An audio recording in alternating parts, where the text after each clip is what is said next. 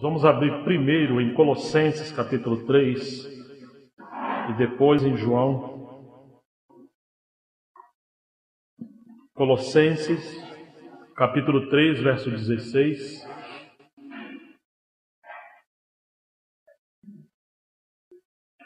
Colossenses capítulo 3, verso 16. Habite ricamente em vós a palavra de Cristo. Instruí-vos e aconselhai-vos mutuamente em toda a sabedoria, louvando a Deus com salmos e hinos e cânticos espirituais com gratidão em vosso coração. João, capítulo 15,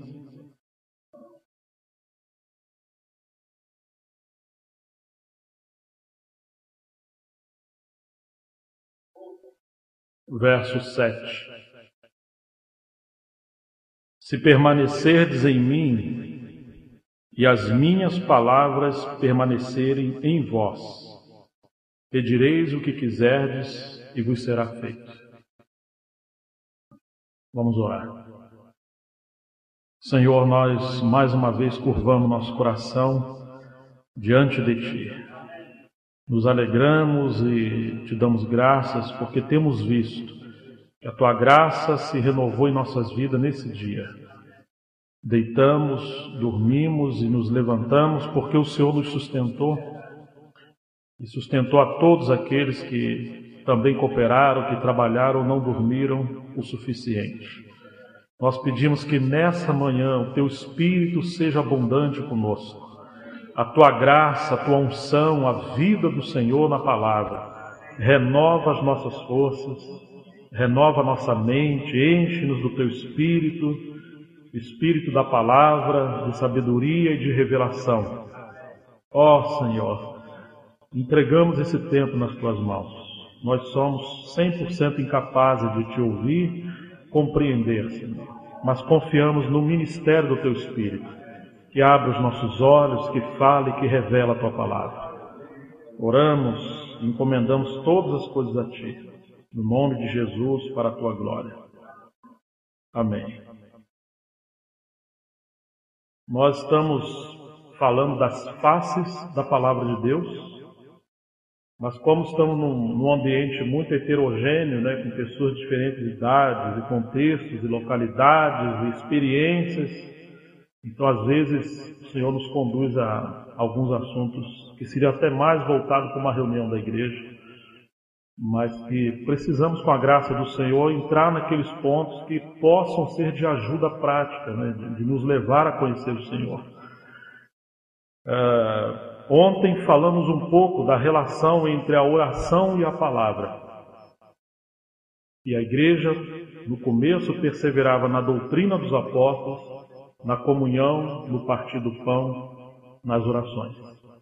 E que a nossa deficiência, a nossa debilidade está em enfatizar um desses aspectos e não os outros ou um outro, ou ter uma preferência por algum deles e assim sermos enfraquecidos.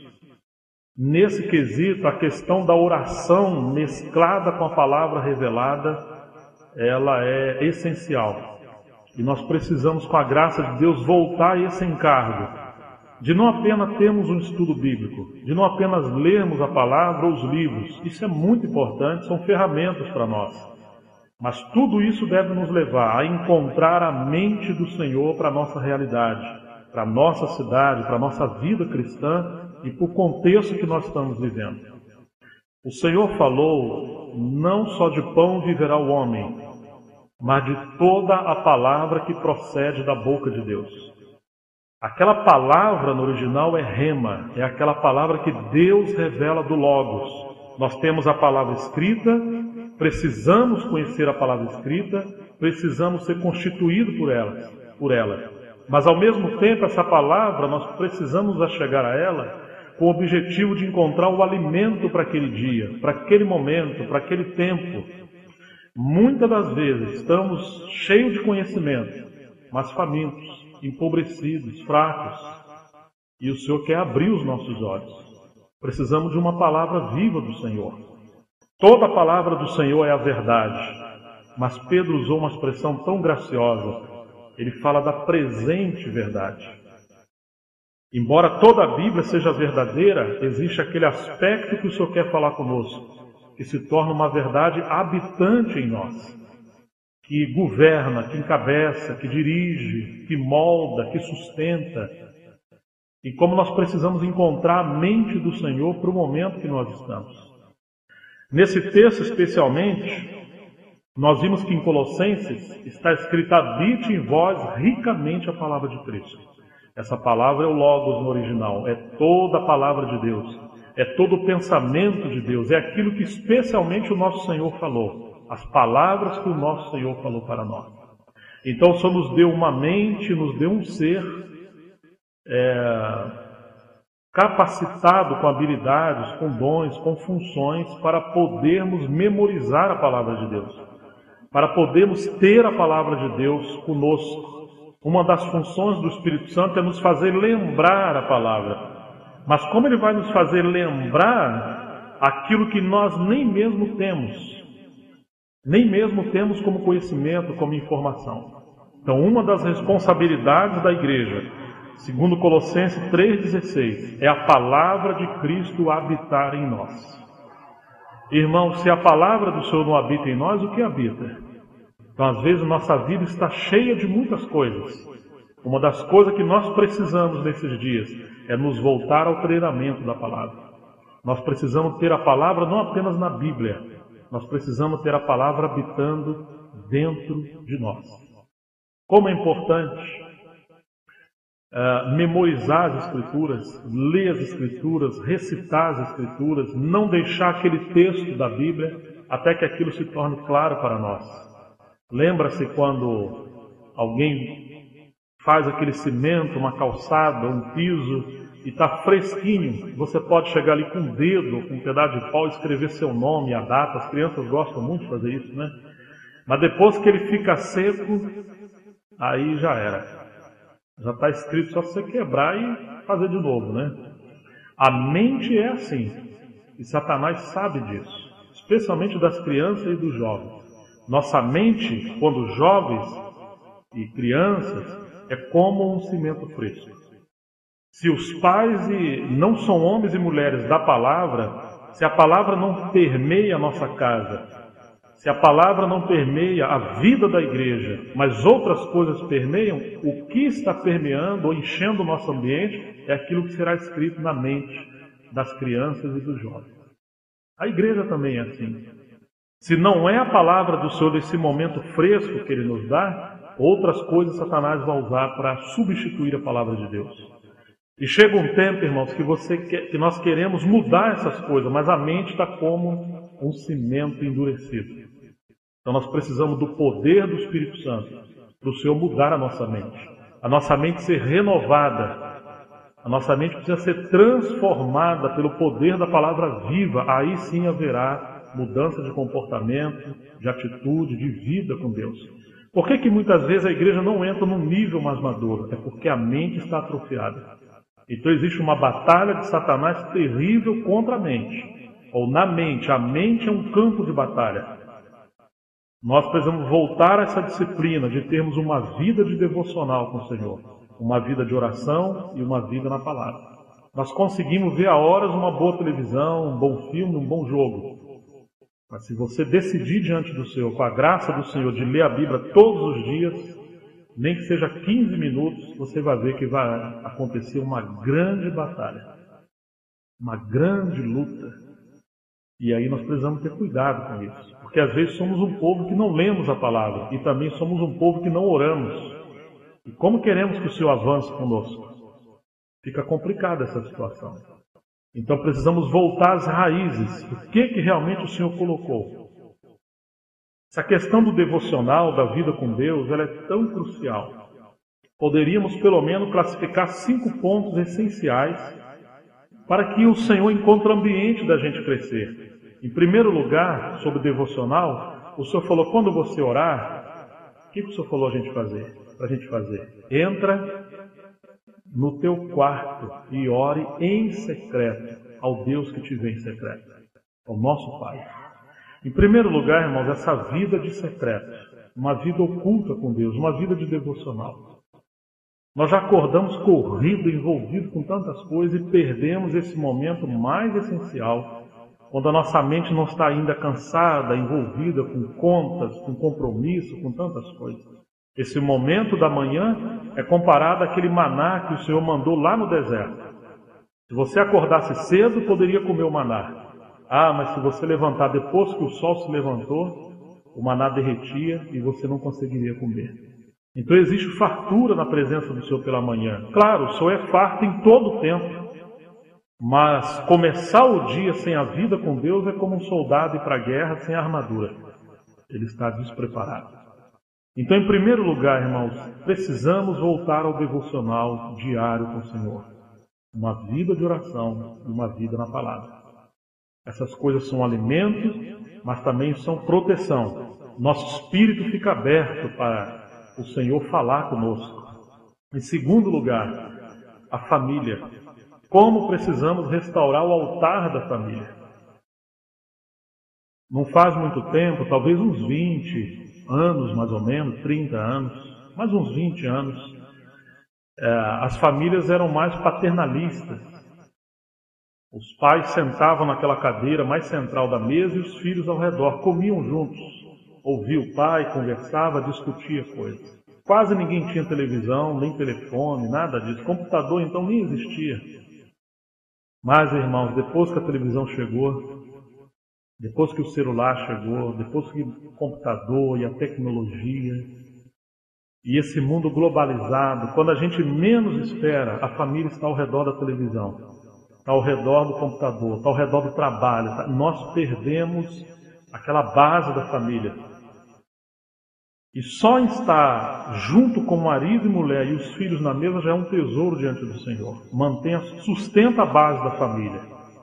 Mas, irmãos, quando a gente tem a palavra de Deus na família, nem que seja uma vez na semana, já seria muito pouco.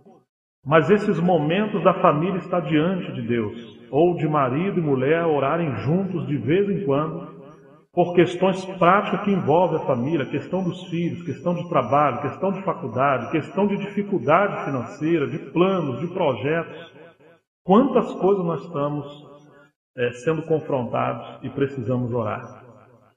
Mas, no lugar do altar do Senhor na família, nós temos um bezerro dentro de casa. Sem perceber, nos tornamos idólatras. A televisão se tornou um ídolo. Irmãos, hoje se acabasse a energia, durante uma semana, 10 dias, já pensou um jejum de celular, computador e televisão e telefone?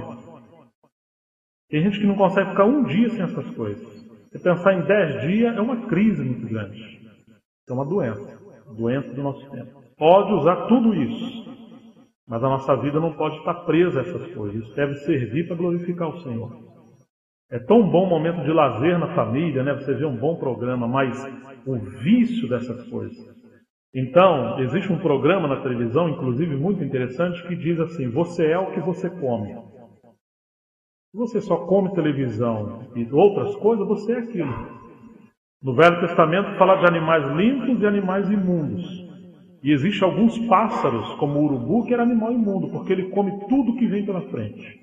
Tem irmãos que são como lata de lixo. Tudo que Satanás coloca, até o Big Brother, se deixar a pessoa acompanha. Isso é uma desgraça, irmãos. Isso rouba a vida do Senhor em nós. Então, em primeiro lugar, o altar individual. Uma vida em secreta com Deus. Quando o marido e mulher acordar, aquele momento gostoso, ou os filhos: meu amor, você já orou? Você já teve o seu tempo com Deus? Não, então, por favor, antes da gente conversar as demais coisas, vai ter sua vida com o Senhor. A menos que você está doente, tem um projeto cedo, ou não dormiu à noite, né? Então você tem uma inconveniência, e nós não somos religiosos ou legalistas. Cada um faz o seu tempo com o Senhor. Mas muitas das vezes não temos uma vida individual com Deus. E aí está o segredo. Aí está o motivo porque somos tão fracos. Porque se a gente não cuida da raiz, não haverá fruta, a planta vai morrer. Existe um livro que eu vou indicar, ainda que infelizmente acho que só sobraram 2, chama-se Com Cristo na Escola de Oração. Raramente encontramos líderes cristãos da palavra que ensinam o povo de Deus a orar. Nós temos lido muitos livros, mas será que sabemos orar? Será que somos um povo que temos habilidade na oração? E esse livro é um discipulado. Ele é bem assim, lições pequenininhas. Ele vai nos mostrando que o normal da vida cristã são duas coisas. Uma, ter uma vida de oração. Segundo, Deus responde a oração. Se o cristão não ora, ou se ele ora e Deus não responde, temos uma normalidade. A vontade de Deus é responder todas as nossas orações, desde que as nossas orações estejam alinhadas com a vontade dele. Então, se hoje nós não oramos, ou se oramos e não temos resposta, nós estamos doentes. Esse é o problema da raiz. O irmão Andrew Murray, que foi um missionário sul-africano, Deus usou ele para plantar muitas igrejas, iniciar um centro de treinamento para jovens. Ele escreveu cerca de 240 obras, porque ele cria no poder da literatura, da palavra escrita. Depois de muitos anos servindo o Senhor, ele entendeu o seguinte: se o povo de Deus não cuidar da raiz da vida cristã, que é o devocional, não é bem o horário da manhã, mas é a vida secreta com Deus, todo o trabalho é perdido. Pode entender Apocalipse, arrebatamento, escatologia, todos os livros da Bíblia. Pode ter tudo. Se não tivermos uma vida com Deus, o Espírito Santo fica impedido de trabalhar conosco, porque o canal do homem, que é o espírito humano, o canal de Deus, Satanás conseguiu bloquear. Então, irmãos, como está a nossa vida com o Senhor? Esse é um ponto importante. Segundo lugar, a questão da família. Precisamos ter uma vida de oração em família, pais conversar com os filhos. Não precisa ser só naquela hora da reunião. Sai junto, compartilhando, conversando. Precisamos voltar para a família. Em terceiro lugar, o Senhor falou: onde estiverem 2 ou 3 reunidos em meu nome, ali eu estou presente. Lembra que eu comentei em uma das mensagens que, embora somos membros do corpo, mas somos membros individualmente ligados a outros, especialmente ligados a outros. Muitos irmãos falam que estão vendo o corpo, são membros do corpo, mas não estão ligados a ninguém. Eles não têm compromisso com ninguém. Eles não prestam conta a ninguém, eles não tomam conselho com ninguém. Quando você menos espera, já tomou uma decisão. Ele saiu de uma empresa e foi para outra. Ele é livre. Livre? Como assim livre? Ou não sabemos, irmãos, que porque somos membros, qualquer ação nossa que tomarmos fora da direção do Senhor vai prejudicar todo o corpo de Cristo e a família. Então as nossas decisões são muito sérias. Então o que a palavra do Senhor falou: onde estiverem 2 ou 3, em meu nome eu estou presente. Então a Bíblia fala da base de 2 ou 3.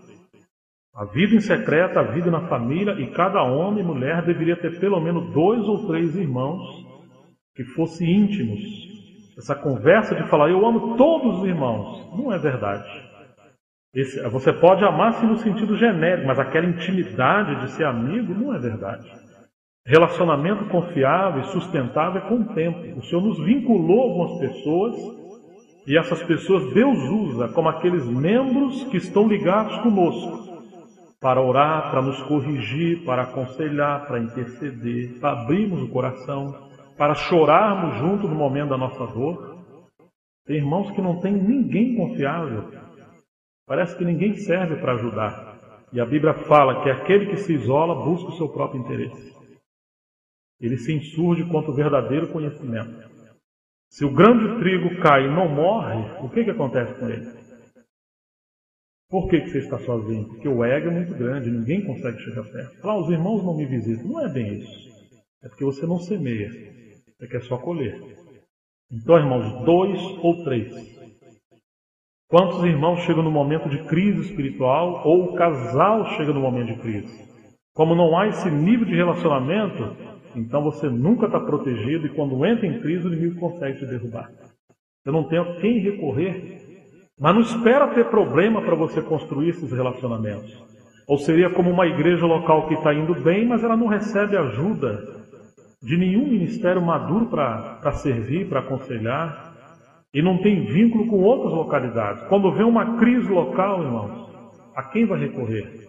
Ela está sozinha, ela está isolada. Então, quando estamos muito bem, individualmente, como família ou como igreja, toma cuidado.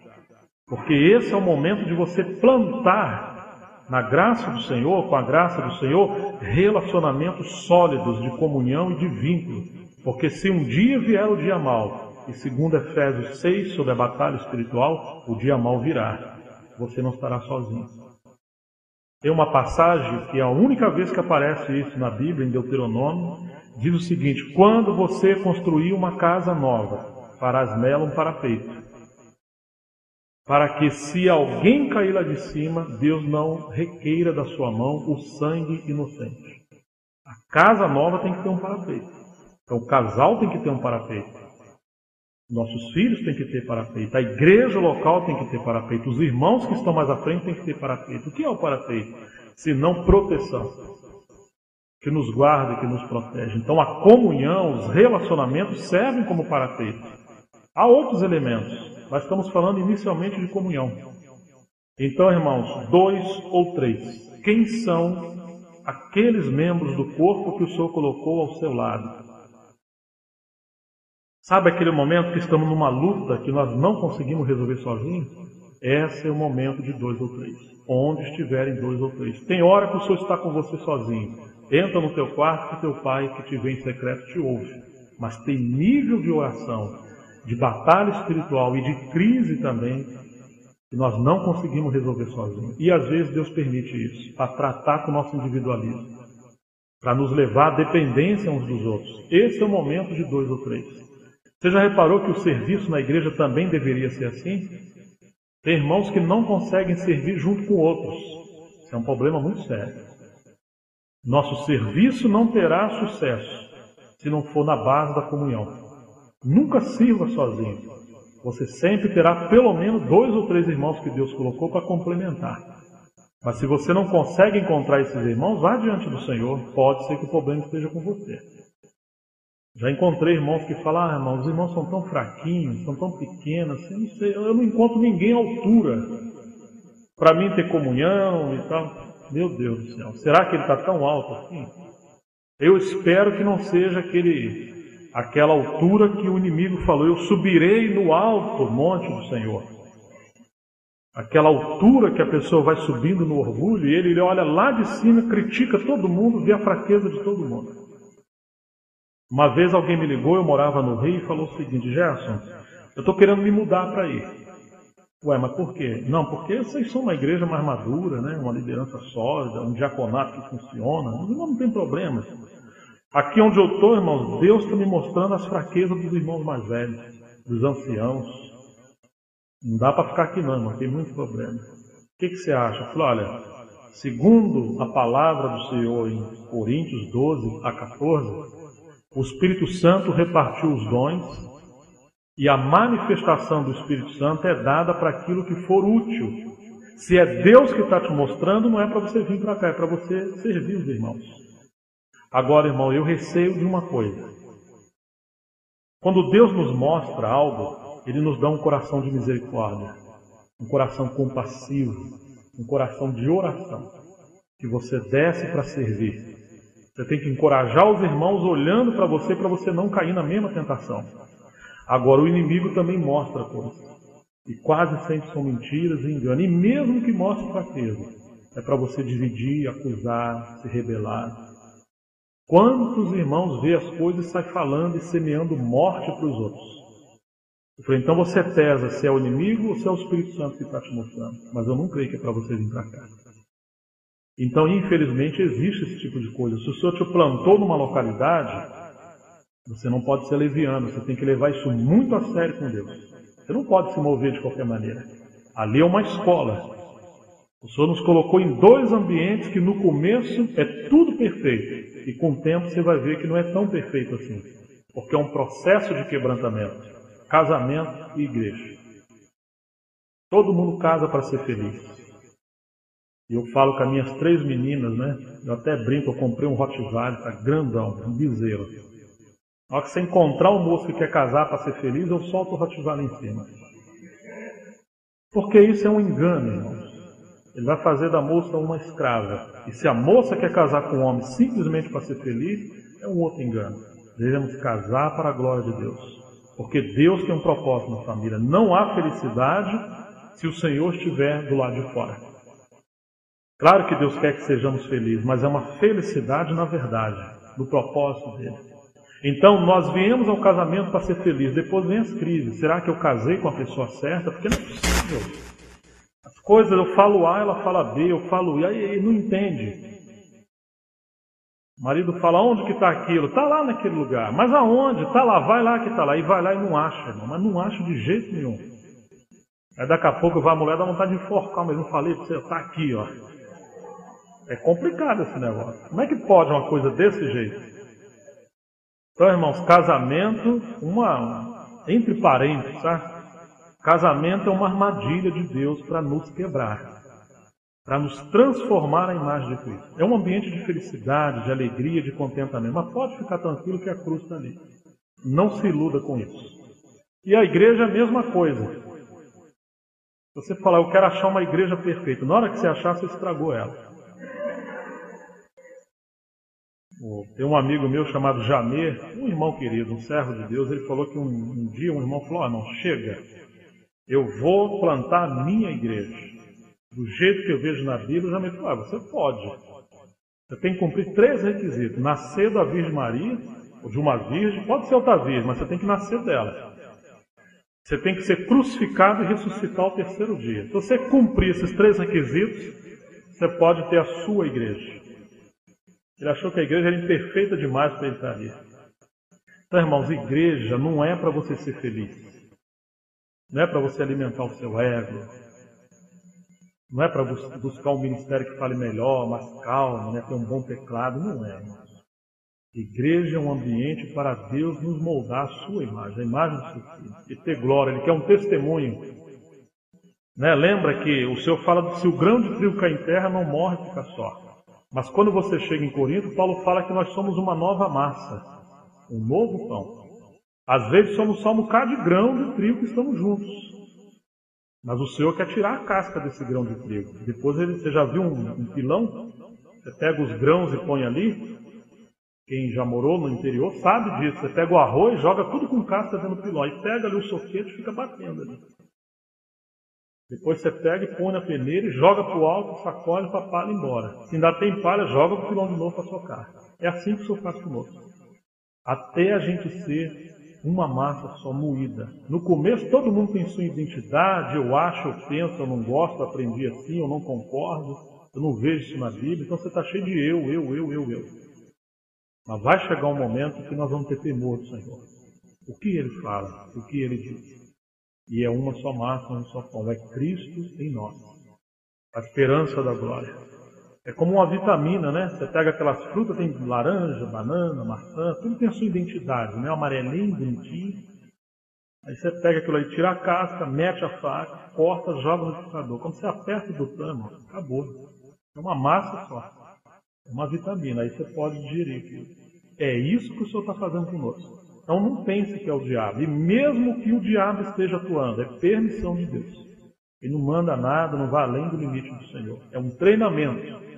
Então, primeira instância, vida em secreto. Segunda, família. Terceiro, 2 ou 3. Quem são os irmãos que Deus colocou para a gente funcionar junto? Para a gente orar junto?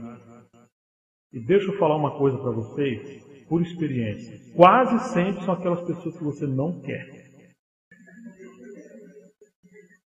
Quase sempre é assim. Meu Deus do céu. Às vezes até um Judas Deus coloca perto da gente. Tem um livrinho ali, A Benção da Traição. Ninguém comprou, rapaz, quase ninguém. Aí eu achei um homem de fé ontem, falei, irmão, leva esse livro. Ele olhou o texto, acho que foi o Alex, né? Foi você, Alex? Olha lá, o Alex olhou assim, A Benção da Traição, irmão. Eu falei, lê atrás da capa, Alex. Dá um voto de confiança, irmão. Aí ele pegou, né? Porque Jesus falou, Pai, daqueles que tu me deste, nenhum se perdeu a não ser o filho da traição. Então, quem deu Judas para Jesus?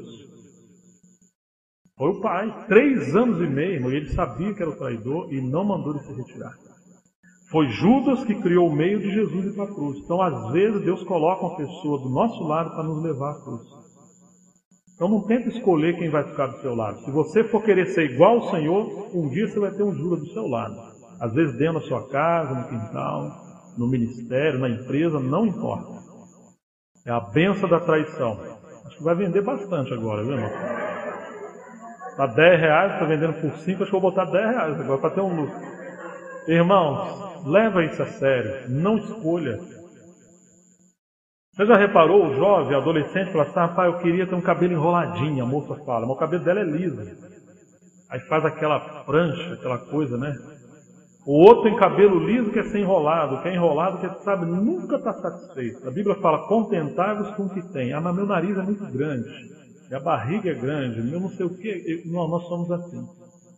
Até o momento que a gente vai crescendo e fala, Senhor, obrigado porque o Senhor usa tudo, até isso aqui para nos quebrantar.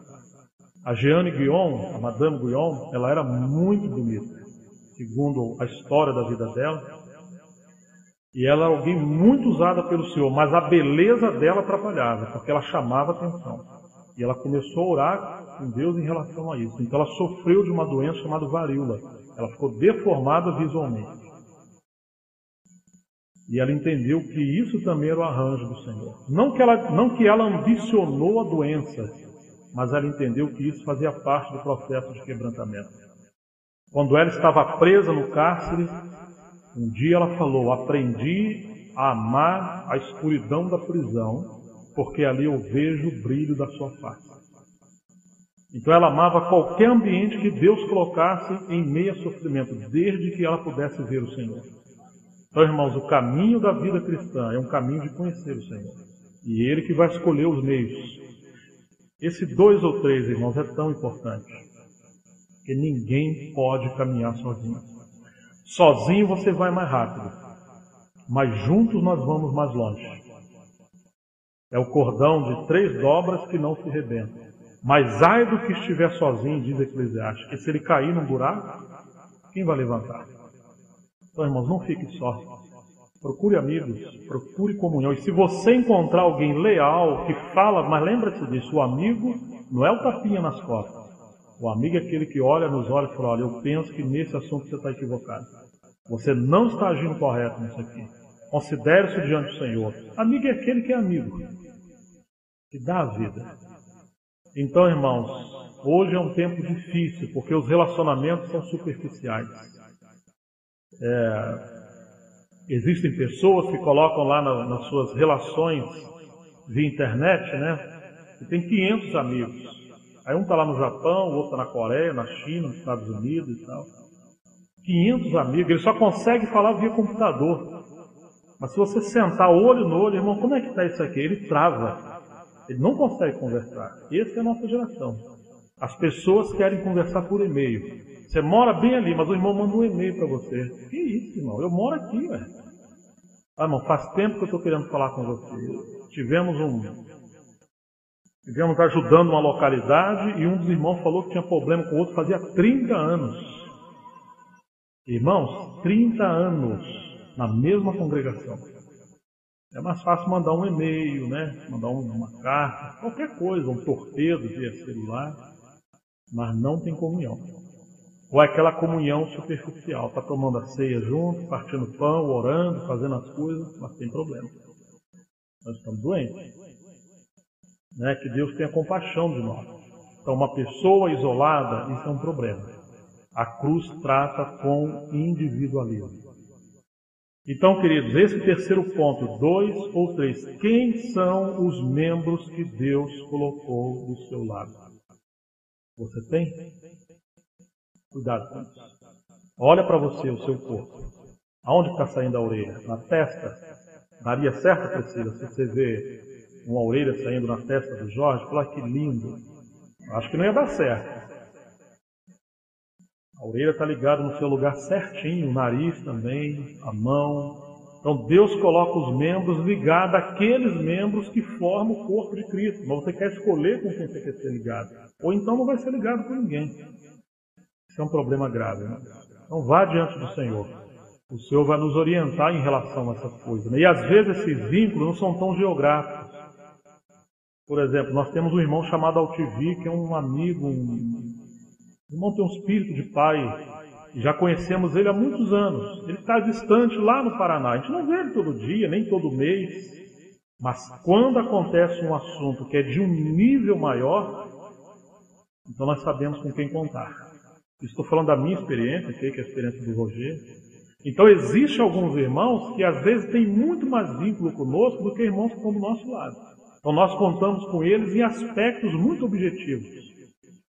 Mas nós precisamos encontrar irmãos na nossa localidade para andar juntos. Eu já encontrei irmãos que falavam assim, irmão, Atmani é muito amado, irmão. Que coisa. Eu, se eu vivesse lá na China, rapaz, como é que eu falei, olha, irmão, tenha certeza de uma coisa, você não aguentaria o Atmani um dia. Eu vou te contar um pouco sobre os treinamentos do Atmani com os irmãos. Quando o irmão ouviu o que o Atmani ensinado, os irmãos teriam treinado, o olho dele arregalou desse tamanho. Então assim, você quer ser amigo do irmão lá na China, mas os irmãos que estão na sua cidade, você não tem vínculo. Não tem comunhão. Isso é anomalia, não é? Então, terceiro lugar, em relação ao altar, em relação a vínculo, 2 ou 3. Oração, comunhão, compartilhar. Você não vai abrir sua vida para todo mundo, né? Mas você também não encontrar ninguém para você repartir aqueles assuntos que realmente você percebe que você está morrendo, que a crise está aumentando, que o casamento está passando por problemas. Isso é uma deficiência. Que Deus tenha misericórdia de nós, né? Em quarto lugar, a igreja local. Se você realmente tem uma vida de devocional em secreto, isso deve produzir a vida da igreja na sua cidade. Irmãos, como é que tem irmãos que viajam, se dão bem com tantos irmãos em todos os lugares, mas não conseguem viver a vida da igreja na sua cidade? É um problema grave, né? Deus nos plantou numa cidade. Então, a cidade, se estamos ali, entre nós deve haver um altar. O altar da oração, o altar da presença do Senhor, da comunhão. Tem irmão, eu uma vez fiquei surpreso. Eu tomava café, todo dia um irmão ia na minha casa durante um ano. 7 da manhã, mais ou menos, todos os dias a gente compartilhava e tal. Aí começamos uma reunião de oração lá em casa, ele começou a vir, um dia ele parou de vir. Falei assim, irmão, o que aconteceu? Você sumiu? Ele falou assim, irmão, eu consigo orar sozinho, mas esse negócio de orar com 4, 5, 8 irmãos, eu não consigo, irmão. E era um líder. Ele disse que não consegue orar com 2 ou 3 irmãos, só consegue orar sozinho em secreto com Deus. E parou, nunca mais apareceu na reunião.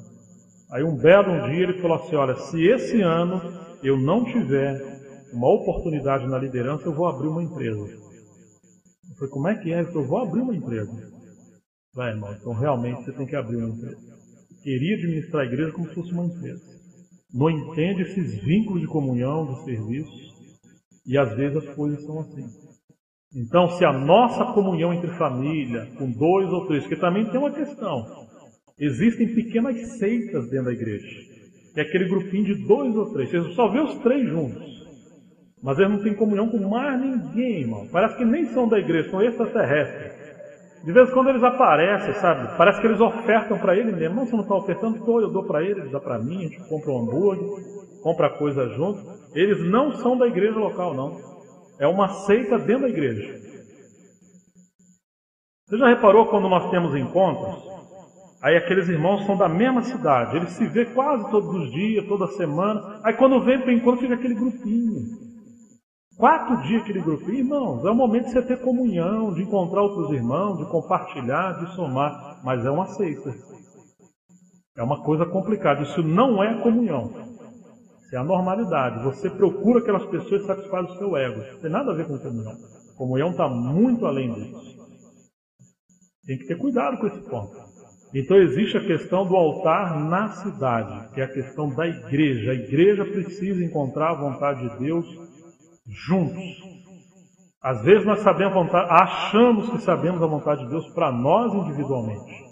Mas essa vontade não se encaixa no corpo local. Então temos um problema. O termômetro é a igreja local. O que o senhor está fazendo na sua cidade? Você sabe o que ele está fazendo lá nos Estados Unidos, na Colômbia?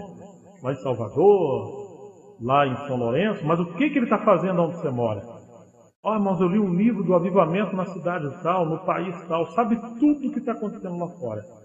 O que o Espírito Santo está falando na sua cidade? Você sabe? Porque se você ouvir o que ele está falando, nós vamos procurar viver uma vida de corpo na nossa cidade. Então esse seria o quarto aspecto. E o quinto aspecto, uma igreja local tem que se mover com as igrejas na região ou no contexto geral. Se somos uma igreja local, que temos vida, temos comunhão, mas estamos isolados dos demais irmãos, também pode virar uma seita local. Então o Espírito Santo sempre vai vincular a igreja com ministérios que, embora não sejam irmãos que vão exercer governo na igreja local, porque eles são de fora, mas são como pais espirituais que vão nos ajudar no aconselhamento, na provisão da palavra, vão nos socorrer no momento da luta. E nós temos localidades ao nosso redor para aprender a viver juntos.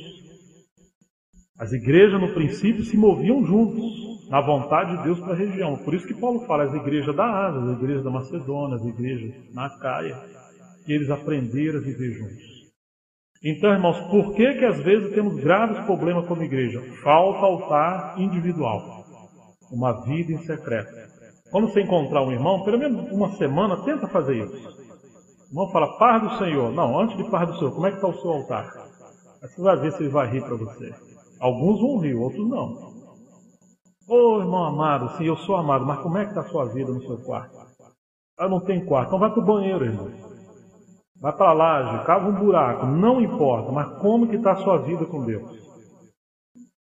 Se não, irmão, tem irmãos que quer compartilhar a palavra, quer testemunhar, quer tocar, quer ser líder. Mas como está a sua vida em secreto com Deus? É assim que tem que ser. Com nossos filhos também deve ser assim. O filho vem dar um beijo, pai, posso ver esse filme, esse jogo? Pode, filho. Mas como que está a sua vida em secreto?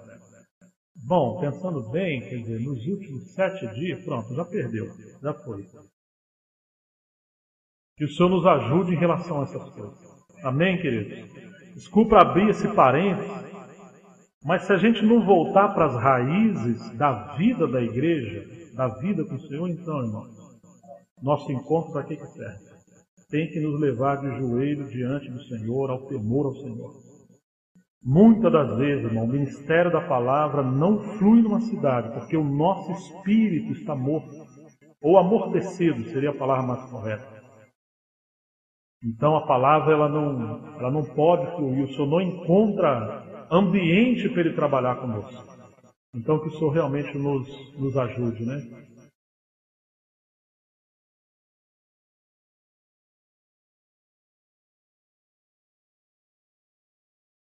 A igreja se mover na região.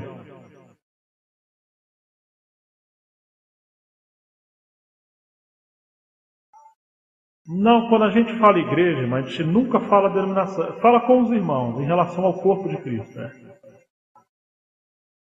Se o Senhor guiar, sim, mas tem que ser a direção do Senhor. Tem que estar diante do Senhor para o Senhor dirigir. Não pode ser uma coisa, vamos lá, vamos fazer que o irmão falou para fazer. Eu não falei isso. Eu falei que nós precisamos buscar no Senhor um nível de comunhão extralocal. É Ele que vai guiar essas coisas, né? Então, queridos, que o Senhor nos ajude nesse particular. Amém? O Senhor nos ajude, porque esse é um assunto muito sério. É fundamental. Que Ele tenha compaixão de nós. Voltando onde nós estávamos, Colossenses fala, Colossenses 3,6, do Logos habitando em nós. Colossenses 3,16. Então a palavra de Cristo habite em vós ricamente. Não adianta correr. Não adianta cada um dar uma palavra, cada um fala uma coisa, no outro dia outra coisa, outro livro. Não, irmãos. Precisamos considerar o que o Senhor está nos entregando para a gente se aprofundar. E aquilo habitar, sermos constituídos pela palavra do Senhor. Amém? Esse é uma palavra objetiva, é o Logos, é o pensamento do Senhor. Mas quando nós chegamos em João 15, verso 7, que foi o segundo versículo que nós lemos, ele fala o seguinte: se permanecerdes em mim e as minhas palavras permanecerdes em vós, pedireis o que quiserdes e vos será feito. As minhas palavras aqui que Jesus fala são o rema. São aquelas palavras que o Senhor revelou do Logos que nós estamos sendo constituídos. Ou seja, o Espírito Santo quer nos ajudar a como encontrar a vontade revelada de Deus na palavra Na palavra objetiva encontrarmos a experiência viva. Na palavra total encontrarmos aquela palavra específica para a nossa hora, para o nosso contexto, para o nosso momento. Agora, irmão, quando nós encontramos isso em permanecer o Senhor como igreja, não só como indivíduo, isso é muito importante, mas esse é o altar individual. Eu estou me referindo àquele quarto altar, que é uma questão da assembleia local. Oração com propósito, oração pela palavra do Senhor. Se vós permanecerdes em mim, e as minhas palavras permanecerdes em vós, pedireis o que quiserdes e vos será feito. Então nós temos aqui o ministério da oração da igreja, baseado na palavra que Deus está revelando à igreja. Nós muitas vezes não sabemos orar, e é isso que a Bíblia fala, não sabemos orar. Então nós, no começo que uma igreja começa a ter reunião de oração, ora pelo vizinho, pelo cachorro, né, pela conta que está atrasada, pelo um parente, é aquela coisa sem muito foco. Porque às vezes as pessoas não têm uma vida individual com Deus, não têm uma vida em secreto com Deus, aí quando tem uma reunião de oração, sabe o que ela faz? Ela traz os seus problemas que ela tinha que resolver no seu quarto com Deus e joga aquilo em cima da igreja. Isso não é reunião de oração da igreja. Aí é o teu secreto que está atrasado e você está jogando um fardo sobre os irmãos. Você já viu na reunião da igreja, um irmão fala assim, Senhor, eu oro a Ti nessa hora, eu peço ao Senhor que esse eu seu, está errado. Você pode falar no secreto com Deus, Senhor, eu venho diante de Ti, mas está só você ali e o Senhor. Mas quando nós estamos com os irmãos, o eu já não é correto. Senhor, nós viemos a Ti nessa hora. Nós queremos apresentar esse assunto diante do Senhor. Então, nesse momento do encargo da oração coletiva, não é para a gente estar orando por coisas individuais, mas é para a gente estar intercedendo sobre aquilo que o Espírito Santo está nos dirigindo como igreja. Então, nós temos batalhas, nós temos desafios, nós temos problemas. Ué, irmão, então nós não vamos orar por um irmão, uma irmã, por uma família? Sim, se aquelas coisas estão afetando o propósito de Deus naquela cidade. Ó, irmão, e se ela tiver um problema que está saindo das suas mãos? Ela deve procurar os 2 ou 3, que ela deve estar vinculada. Não precisa trazer esse problema para a igreja. Ó, irmãos, vamos orar por aquele casal, estão brigando, sabe? O negócio lá está complicado, o irmão não sei o quê. Você acaba expondo a vida dos irmãos numa reunião geral, ou numa reunião da igreja, está errado. Nunca abra a sua vida para qualquer um. Você abrir para a pessoa errada, ela vai gerar um problema muito grande. Nós devemos ter irmãos como pai espiritual, como mãe espiritual. Mas essa questão de oração é um caso muito grave. Quantos irmãos têm tido danos e perdem a confiança porque abriram suas vidas e aquilo ali foi parar no âmbito geral da igreja e isso gerou um problema muito grave. Então você tem que ter 2 ou 3. Se você tem pais, né, e você é filho, confia no seu pai, sua mãe. Deve haver esse vínculo de comunhão. Mas quando nós falamos desse nível que Jesus está falando aqui, é um ministério da oração da igreja. Ele está ensinando os seus discípulos coletivamente. Então, irmãos, muitas vezes a obra de Deus não pode avançar, porque não sabemos orar como igreja. Mas não sabemos orar como igreja porque também não temos a palavra viva do Senhor em nossa assembleia local. Nós estamos dispersos, cada um está lendo uma coisa, falando uma coisa, compartilhando uma coisa. Nós podemos ler livros diferentes, mas quando se fala à igreja, qual é a vontade do Senhor para nós em nossa localidade? Então deveríamos começar a levar esse assunto diante do Senhor. E nesse quesito, os irmãos mais velhos são fundamentais. Lembra que eu estava comentando de Atos 13? Havia na igreja de Antioquia profetas e mestres. E o que eles faziam? Estavam ministrando diante do Senhor. Esses irmãos são responsáveis por achar a mente do Espírito Santo para a sua localidade. E aí conduzir a igreja a encontrar essa mente do Senhor também. Lembra que Paulo falou aos Coríntios? Vocês foram enriquecidos em tudo, em toda a palavra, em todo conhecimento, não falta dom nenhum. No entanto, eles eram carnais. Mas vocês têm a mente de Cristo. Pois é, têm a mente de Cristo, mas eles não viviam como corpo encabeçado por Cristo. Será que eles precisavam de mais palavras? Se eles já estavam inchados pelo conhecimento? Não. Precisavam de mais dons espirituais? Também não, porque eles estavam se autogladiando por causa dos dons. Precisavam de mais ministros da palavra? Eu penso que também não. Já passou Pedro, Apolo, Paulo, Timóteo. Eles estavam se dividindo por esses irmãos, por esses ministérios. O que eles precisavam então? Voltar para o altar. Voltar para Cristo. Voltar para a cruz. As opiniões eram muito grandes. Eles não conheciam a mente de Cristo. Irmãos, só tem uma mente que pode nos coordenar, opinar, nos dirigir na igreja. Essa mente não é nem a sua e nem a minha. A minha mente é um problema sério. Essa é a mente de Cristo. E é isso que o Espírito Santo quer fazer conosco. Mas para isso nós precisamos voltar para o Senhor, nos humilhar diante do Senhor. Nós podemos até falar, eu sugiro, eu penso, mas vamos colocar esse assunto diante do Senhor e vamos buscar a vontade do Senhor. Tem coisa que para nós está clara, então vamos avançar. Mas aquilo que não está claro... Obrigado, Jorge. Obrigado, viu, irmão? Aquilo que não está claro, nós devemos ir diante do Senhor. Mas quando a gente não faz isso, a gente força uma decisão. E o que acontece? Divide. Porque não sabemos esperar juntos. Você lembra de Efésios 4? Vamos ler essa passagem. Não era exatamente nada disso que eu queria falar hoje. Mas vamos avançar porque eu percebo que o Senhor está fluindo nessa direção e nós queremos seguir a mente do Senhor, né? Não um programa, mas a mente do Senhor. Efésios capítulo 4.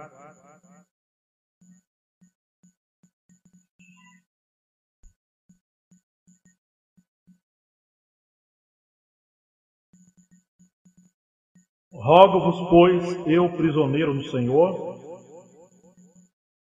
que correis de modo digno.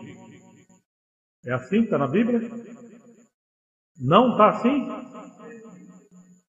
Então não corra. Tá bom? Não, tem que fazer, irmão.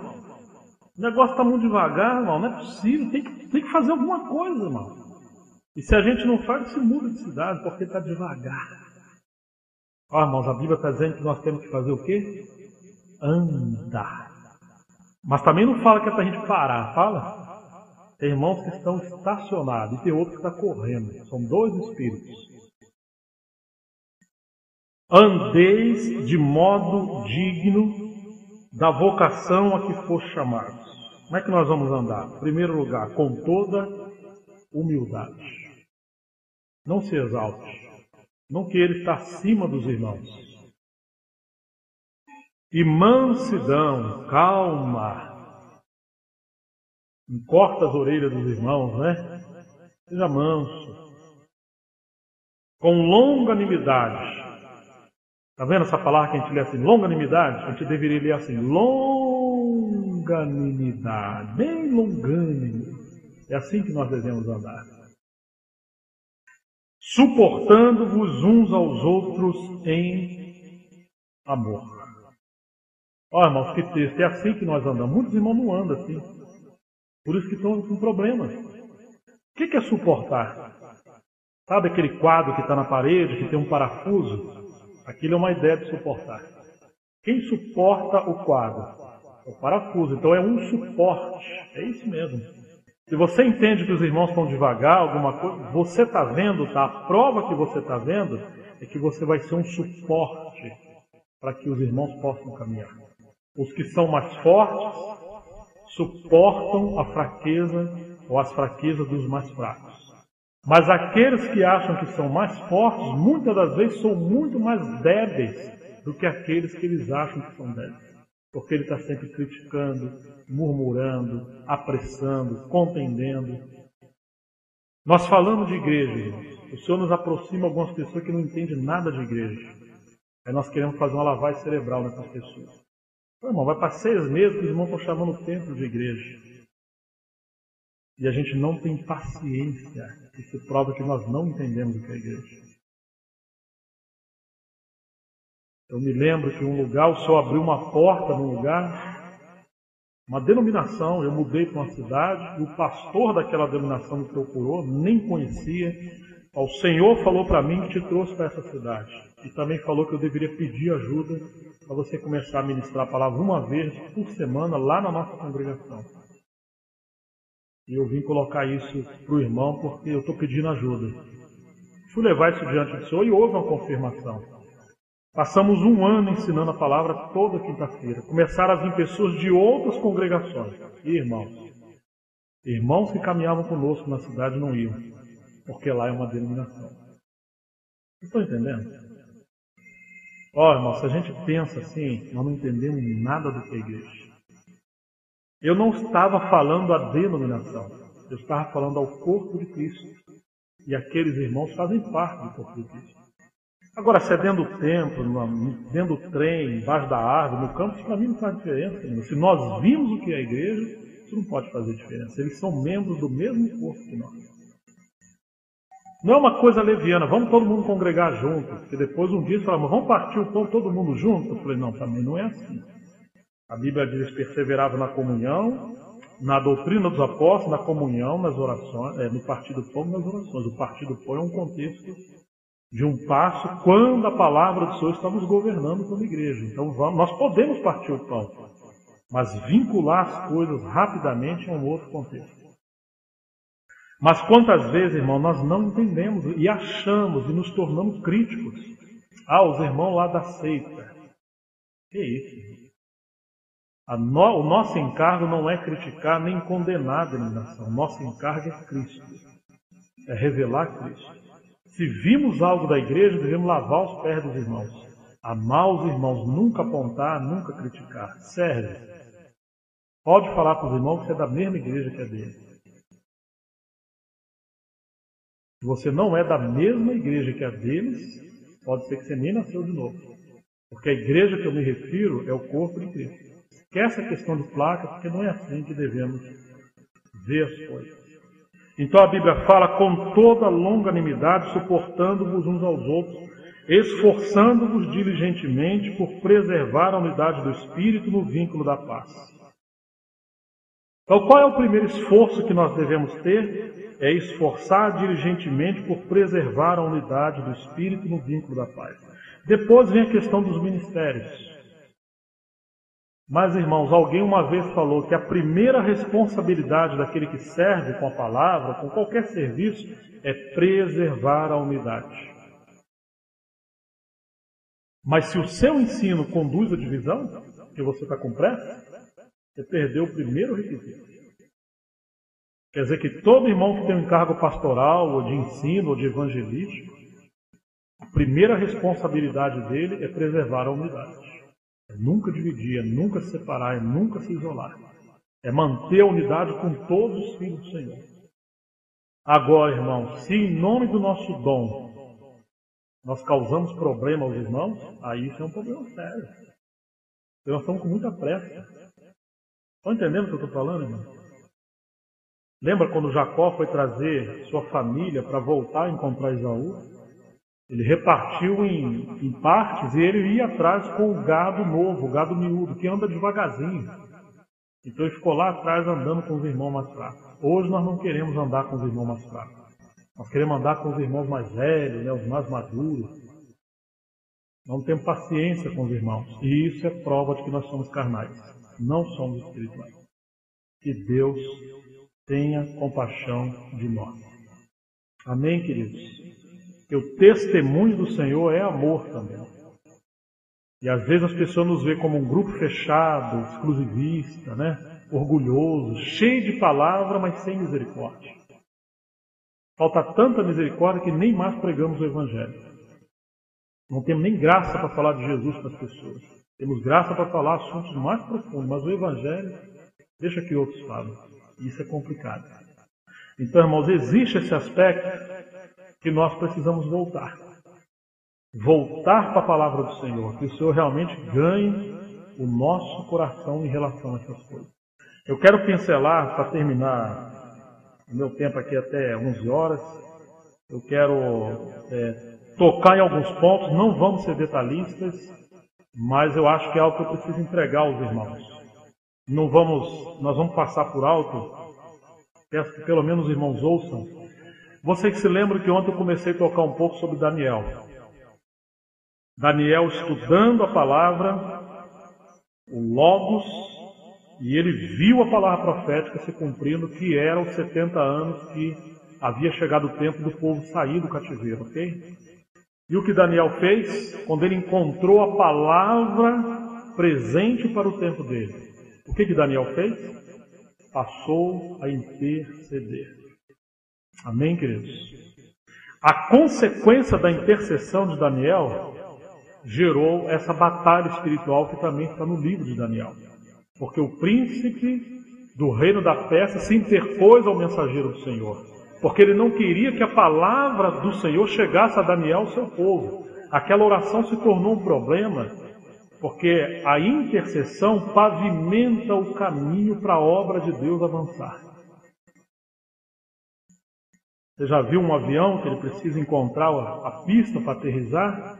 Assim é a vontade de Deus, precisando encontrar oração na igreja para essa vontade chegar até nós. A vontade de Deus está nos céus. E o Senhor nos ensinou a orar, né? Seja feita a sua vontade assim, aqui na terra, como é feito nos céus. É como que está voando. Mas precisa encontrar irmãos que orem para essa vontade aterrissar até nós. E Daniel orou. Quando essa vontade de Deus estava vindo aterrissar, Satanás se interpôs. Daniel continuou orando. O Senhor venceu. E o que aconteceu, irmãos? A resposta à oração de Daniel é o livro de Esdras. Diz a Escritura que Deus despertou o espírito de Esdras. E Deus despertou o espírito de Ciro, que era aquele rei daquele período que o povo de Deus estava em cativeiro. E aí ele passou um pregão que todo aquele que era do Senhor deveria sair de Babilônia e voltar para restaurar a casa do Senhor em Jerusalém. Mas, irmãos, como que começou a restauração da casa de Deus? Homens viram a palavra profética através da oração.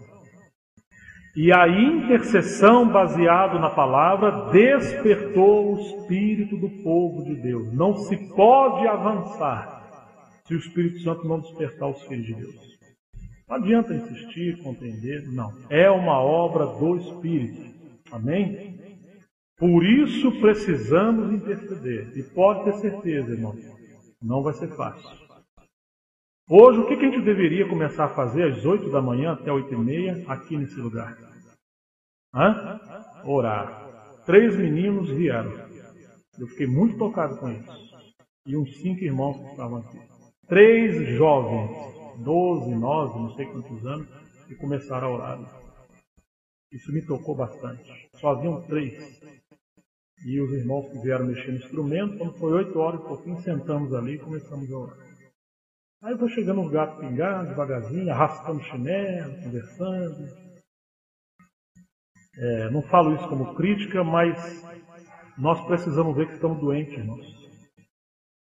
Porque se a gente não leva o Senhor a sério, como Ele vai nos levar a sério? Combinamos às 8 horas da manhã, mas tinha um converseiro na cozinha, um bafafá, muitos risos, muita falta de temor a Deus, leviandade. Se você está doente, vai descansar, né? Vai para o quarto, não dormiu à noite. Isso é normal, nós somos seres humanos. Mas nós firmamos um propósito ontem que às 8 horas da manhã nós estaríamos aqui orando. E nós erramos com o Senhor, porque não estávamos, a não ser um remanescente.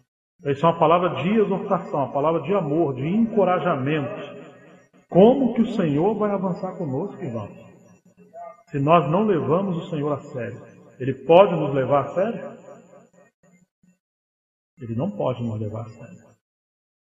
Graças ao Senhor pela sua misericórdia, que mesmo sendo infiéis, o Senhor é fiel e não nos abandona. Mas Ele quer nos treinar. Mas isso é um sintoma de que nós estamos doentes. Provavelmente o altar individual está quebrado. Deve ter uma TV lá no nosso quarto ou na sala, mas oração nós não temos. E se tem é bem pouco. Ou o altar da família está quebrado, ou o altar de 2 a 3 está quebrado, ou o altar da assembleia está quebrado. E aí quando temos uma conferência nós não conseguimos orar. Irmãos, e como é que a palavra do Senhor vai ser viva e eficaz entre nós? Se a nossa mente está... Você imagine todos nós distraídos, brincando, contando piada, depois a gente senta para ouvir a palavra. Como que pode ser isso? Nós não preparamos o nosso espírito para isso. Vocês me entendem, irmãos? Sim ou não? O Senhor nos perdoe. E que as próximas conferências nós sejamos mais diligentes nesse quesito. Amém, irmãos? Como nós precisamos orar. Então Daniel orou e Deus despertou o espírito do seu povo ainda em cativeiro. E eles foram despertados para sair de Babilônia e voltar para Jerusalém. Eram cerca de 100.000 judeus.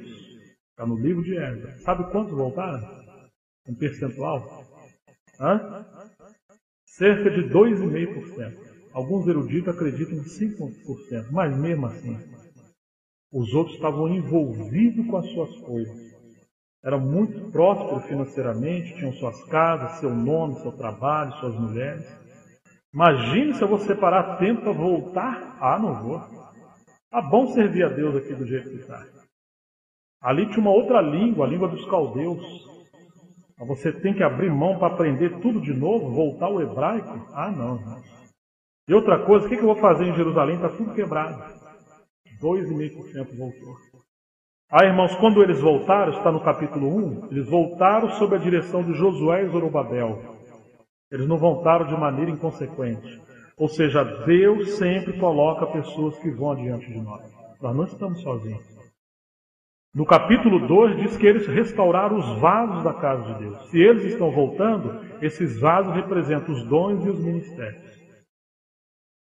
Nós precisamos voltar a isso, interceder para que os dons espirituais sejam avivados entre nós, os ministérios sejam avivados entre nós. No capítulo 3 eles estão então em Jerusalém. Qual é a primeira coisa que eles restauraram em Jerusalém? O altar. Mas não deveria ser os muros? Sim. Se você é um estrategista de guerra natural, a primeira coisa que você tem que fazer é construir uns muros e um castelo, uma torre muito forte. Porque esses muros vão representar a sua proteção. Mas sabe o que eles entenderam? Que quando o altar está restaurado, o Deus dos céus volta a ser o Deus da terra. Porque antes que o povo se apostatou, ele era o Deus dos céus e o Deus da terra. Mas por que ele era o Deus da terra? Porque ele tinha uma base de governo na terra, através de pessoas que se sujeitaram à sua vontade. Mas uma vez que o povo desobedeceu e foi cativo, Deus perdeu a sua base na terra. Então a glória de Deus, segundo Ezequiel, voltou para os céus e perdeu a glória de Deus na terra. Então Deus deixou de ser o Deus da terra. Não no contexto da sua soberania, mas no contexto de ação em homens voluntários. Então, irmãos, a primeira coisa que tem que restaurar quando volta para Jerusalém é o altar. Porque se Deus volta a falar com o homem, e se ele volta a ser o Deus da terra, ele também será a nossa muralha. Você não precisa construir uma muralha. Agora, se você tem muralha, tem guerreiros, tem armas, tem o templo, mas você não tem o altar, o Senhor não está ali. O inimigo vai entrar e vai destruir. Então, irmãos, a primeira coisa que se faz é o altar. E o que é o altar, senão a consagração na base da cruz?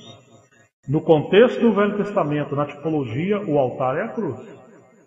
É uma entrega, como está em Romanos 12, rogo-vos, pois, irmãos, que ofereçais os vossos corpos como sacrifício vivo em oferta agradável ao Senhor, para que possais experimentar, conhecer qual seja a boa, perfeita e agradável vontade.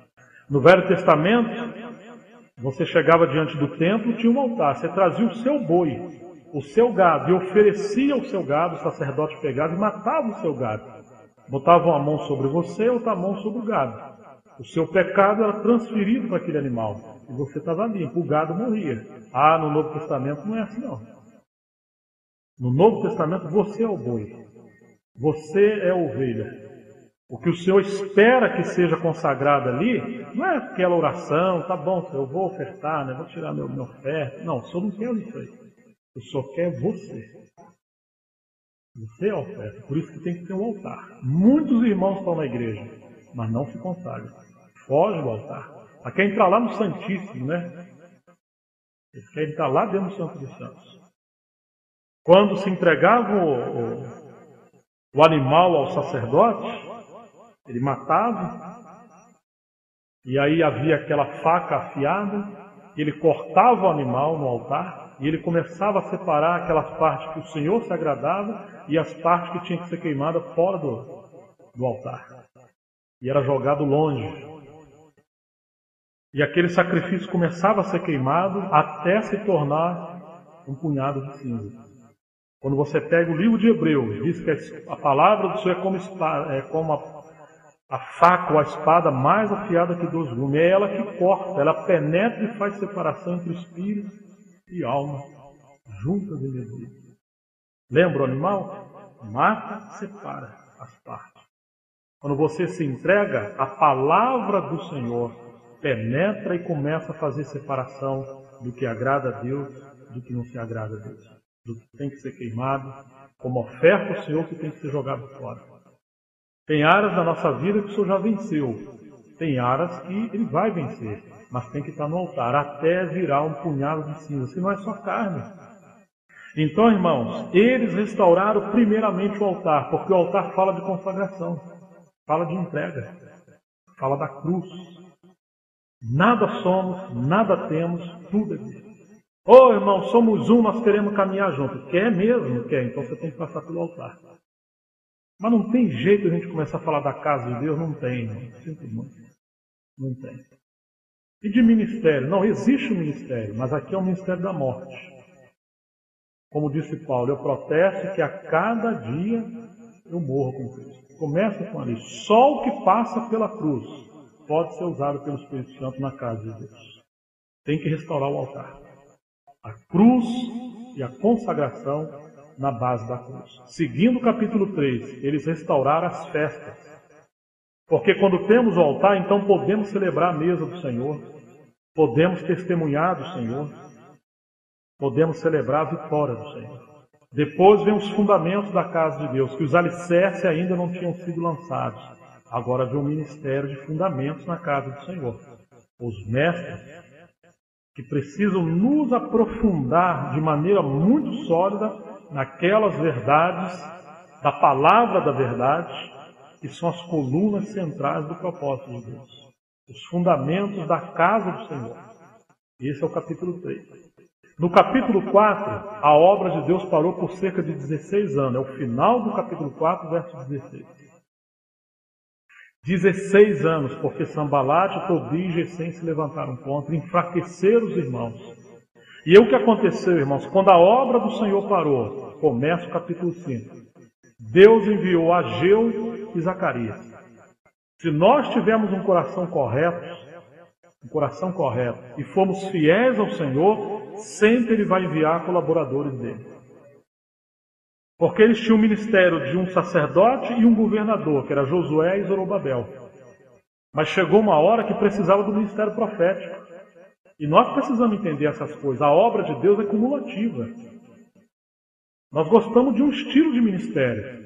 Só que Deus tem um único ministério que inclui vários tipos de ministério, que se complementam. Então, quando nós chegamos depois dos alicerces e da casa que começa a ser edificada, vem Ageu e Zacarias. Ageu era um servo do Senhor muito velhinho, porque ele foi levado cativo naquela primeira remessa que saiu de Jerusalém para a Babilônia. E Zacarias era um profeta mais novo. Por isso o livro de Zacarias são 14 capítulos, se não me falha a memória. E o livro de Ageu tem 2 capítulos. É muito pequeno. Mas quando você pega a profecia de Ageu, é a palavra da vida, é a palavra da experiência profética. E quando você pega o livro de Zacarias, é profecia do Senhor. Com certeza, mas são profecias em outras instâncias. E o Senhor junta um jovem com um mais velho. Mas, irmãos, que coisa preciosa. Ele começa a profetizar. Ó, irmãos, e era a exortação. Esse povo diz, não vê ainda o tempo de construir a casa de Deus. É assim que Ageu começa. Quer dizer que para vocês é tempo de vocês construir a casa de vocês, adornar, botar os tapetes, tudo bonitinho. Mas a casa do Senhor pode ficar assim. Assim diz o Senhor. Aí, meu amigo, o negócio ficou estreito. Porque o Senhor falou que ia mexer no bolso deles. Que o Senhor começou a prosperar e eles abandonaram a casa do Senhor para trabalhar mais, para ganhar mais. Eu vou furar o bolso de vocês. Vocês vão plantar esperando colher tanto, vai colher menos. Ó, irmão, o senhor começa a corrigir, chama o povo de volta, suba ao monte. Esse é o ministério de Ageu e o ministério de Zacarias. Quando o povo ouviu essa palavra, não ficaram bravos contra Ageu e Zacarias. Porque no Velho Testamento, alguns mataram os profetas. Irmão, você tem um profeta no meio da gente, não é brincadeira não. É hora que dá raiva. Viajei com o Zé João muitas vezes, a gente queria brigar com o Zé João. E comigo também, que falar que eu falava a vida do irmão para ele. O Zé João chegava no lugar e a gente chegava junto, eu nem sabia. Daqui a pouco o Zé João começava a falar, irmão, sai de baixo. Era Deus falando. Eu, irmão, você está falando a vida da gente para o irmão? Eu falei, irmão, não estou falando nada não. Falou sim, leva a mão, não, você falou. Eu falei, eu não falei, você falou. E aí, pronto. Quantas vezes aconteceu isso, irmão? Era uma coisa impressionante.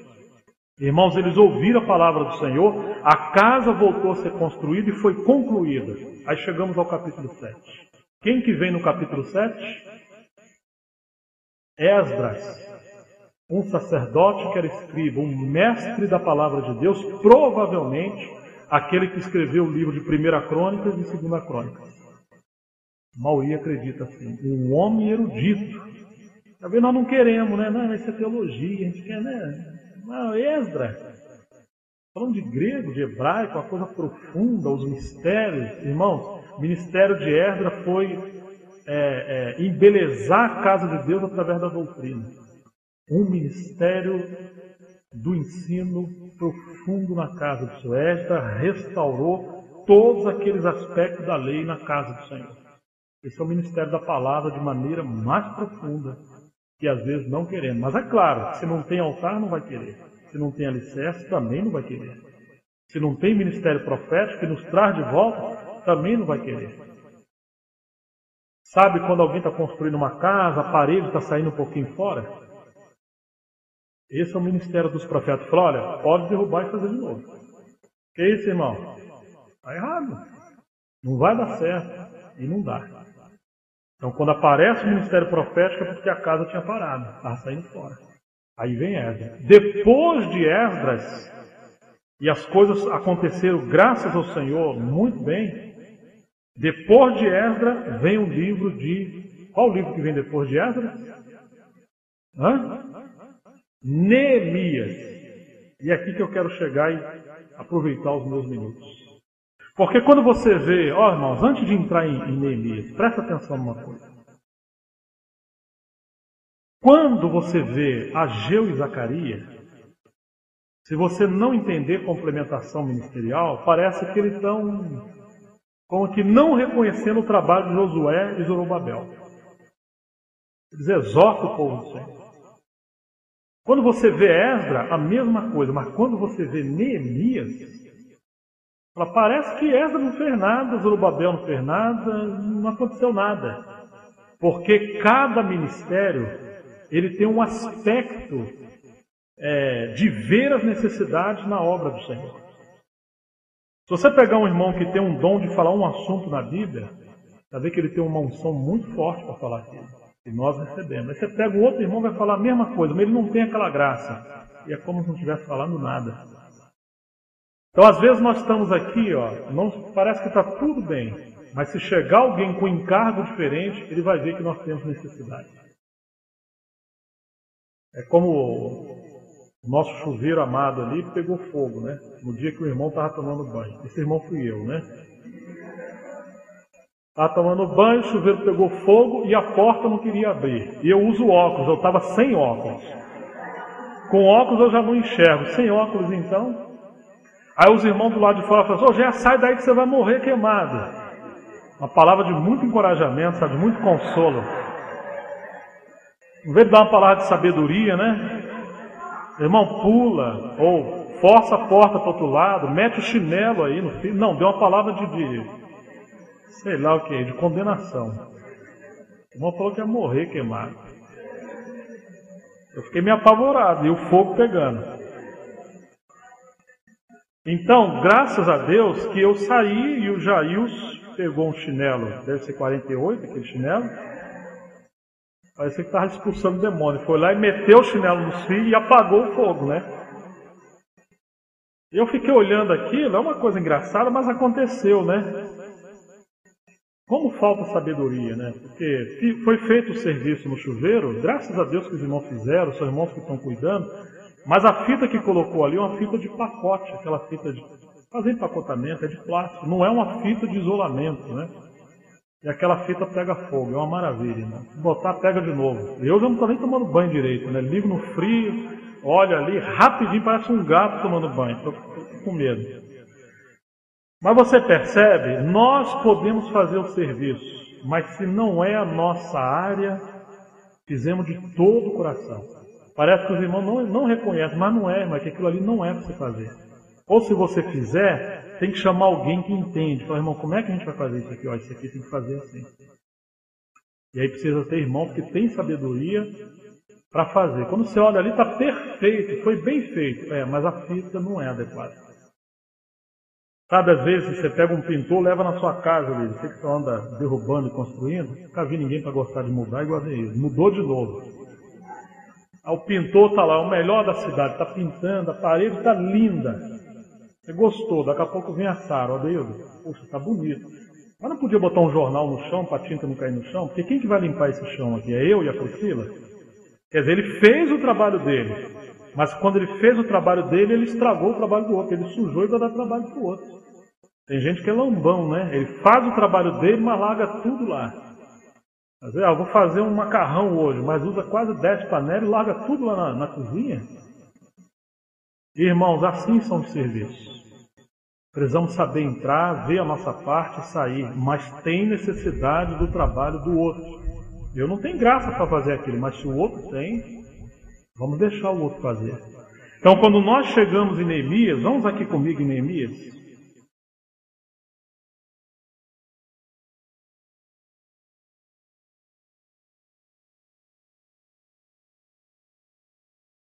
Obrigado pelos irmãos que consertaram o chuveiro, viu, irmãos? Sei que foi com amor, viu? Mas não põe mais aquela fita, não. Tem misericórdia, irmão.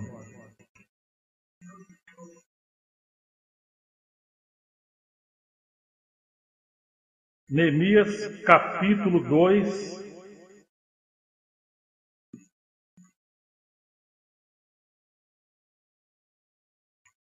Porque nós não vamos ler o livro de Neemias, né? Mas quando Neemias soube que os muros na casa do Senhor estavam derrubados, o semblante de Neemias caiu diante do rei e o rei perguntou por que ele estava triste.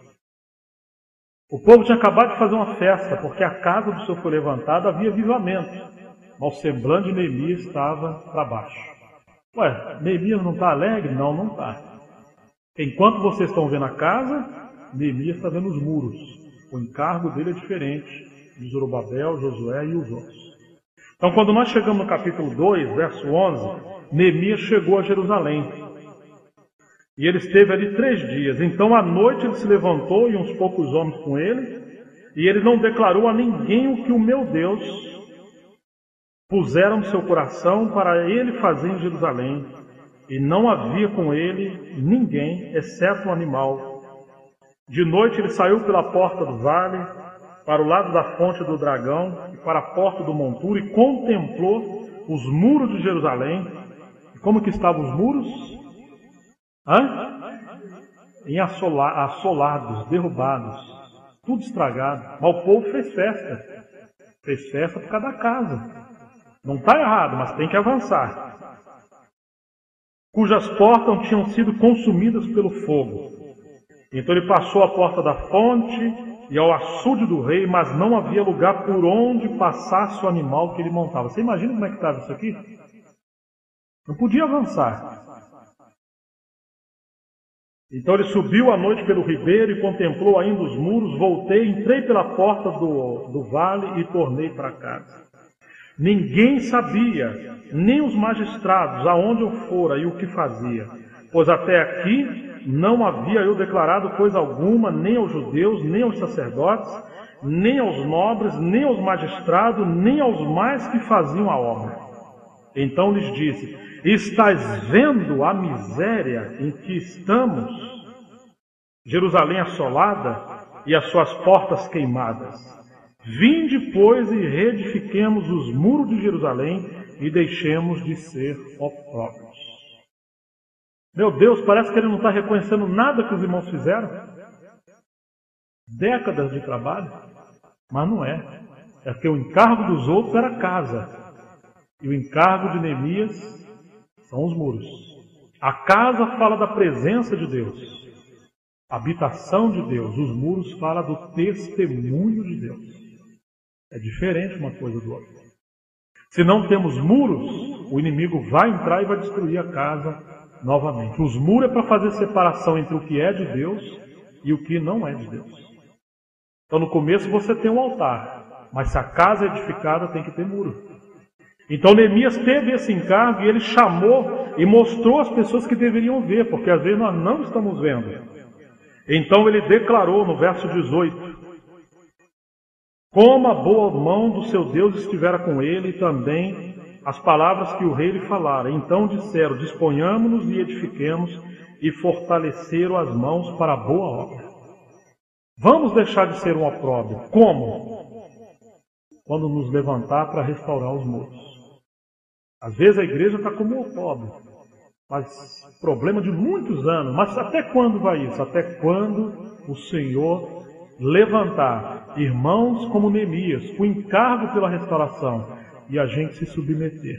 Porque tem isso também, Deus coloca irmãos entre nós, só que a gente, muitas das vezes, não estamos com o coração disposto para seguir autoridade espiritual, liderança espiritual. Então, no verso 19, quem que aparece aqui? Sambalate, o Horonita, e Tobias, o servo amonita, e Gesem, o árabe. Quando souberam, zombaram de nós e nos desprezaram e disseram: que é isso que fazeis? Quereis rebelar-vos contra o rei? Então lhes respondi: o Deus dos céus é quem nos dará bom êxito. Nós, seus servos, nos disporemos e reedificaremos. Vós, todavia, não tendes parte, nem direito, nem memorial em Jerusalém. Então você já viu a oposição de Satanás, porque ele não quer que tenha muros, ele quer continuar tendo acesso aos irmãos na casa do Senhor. Que coisa terrível, né? Quer que as coisas fiquem misturadas. Toda a obra de Deus, Deus fez separação entre luz e trevas. Começa assim o livro de Gênesis. Mas Satanás não gosta de separação, ele gosta que as coisas fiquem meio emboladas, né? As pessoas não têm parte do ministério na casa do Senhor, mas tinham parentes que estavam dentro do povo do Senhor. Uma vez Gesem conseguiu, ou Tobias, ele teve acesso a uma recâmara dentro da casa do Senhor, que tinha conchavos, pessoas que não têm cargo espiritual, mas porque não tem muro, então cada um levanta, fala, prega, se torna líder, aparece com um dom espiritual. Quando menos esperamos, tem divisão na igreja, tem demônios, falsa profecia, tem muitos problemas. Tem que levantar as muralhas. Então, note, irmãos, eles começaram a levantar as muralhas e vamos ver que haviam 10 portas nos muros da casa de Deus. 10 portas, que é o número de totalidade. Os muros são para fazer separação, mas se não tiver porta nos muros, nós ficaremos trancafiados dentro da casa, dentro da cidade. E às vezes a igreja está assim, está trancada, não tem acesso para ninguém nem sair nem entrar. Então no verso 1, qual foi a primeira porta que eles restauraram enquanto estavam construindo as muralhas? A porta das ovelhas. Ou seja, irmãos, quando o Senhor está levantando muralhas entre nós, a primeira porta que Ele quer restaurar é que não pode haver exclusivismo. Não pode haver elitização.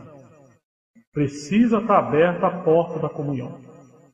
Muitos grupos se tornaram exclusivistas, se tornaram fechados. Nós somos a igreja. Os outros, infelizmente, não são, porque não estão debaixo desse ministério ou daquele ministério. Nós vimos, os outros, coitados, não viu nada. Irmão. Isso aconteceu com os irmãos unidos, né?